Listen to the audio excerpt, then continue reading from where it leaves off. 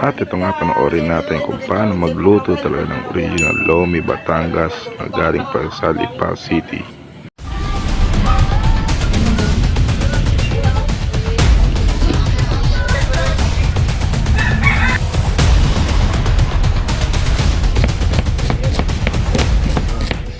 Abay, ang unang ginasa ang natay at hinintay ring magkaroon ng golden brown.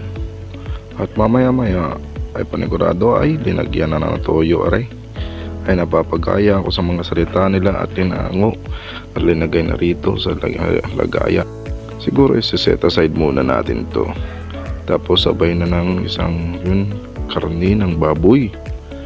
Baboy na nilaga, baboy ang katabi mo, baboy ang kapitbahay mo.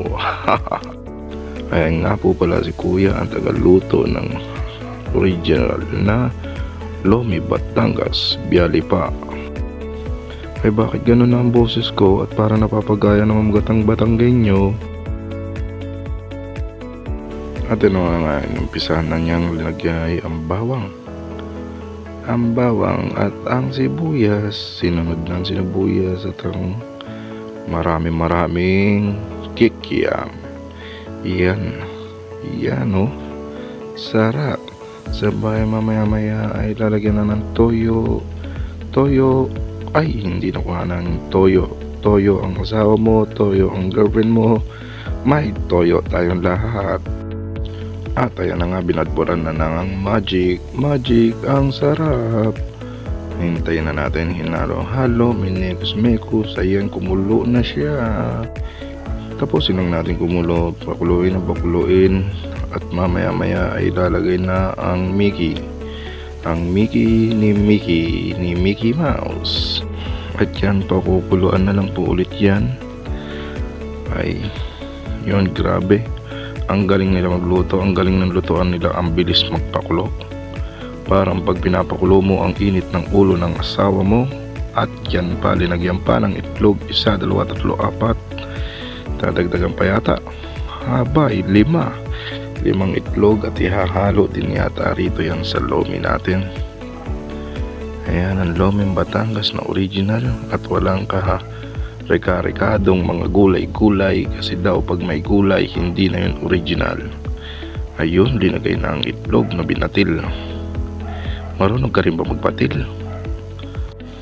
Ayan na po, patapos na. Uy, medyo lumalapot na pero parang hindi pa. At ito mamaya-maya ay lalagyan nila ng cassava flour. Sabi nila hindi daw cornstarch ang ginagamit talaga rito sa Lomi Batangas.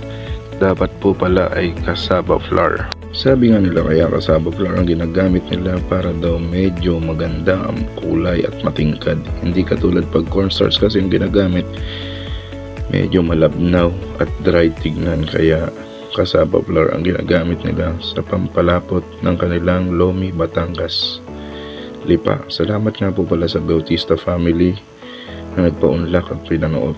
Nagsabi na pinapanoorin ko ang pagluluto ng Lomi Batangas. Last month pa tong video na to, pero ngayon ko lang na-edit ulit kasi busy po tayo sa pamamasada. Pasensya na po kayo.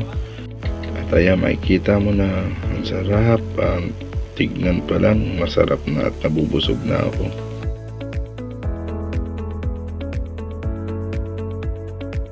At yan na nga, finishing touch na.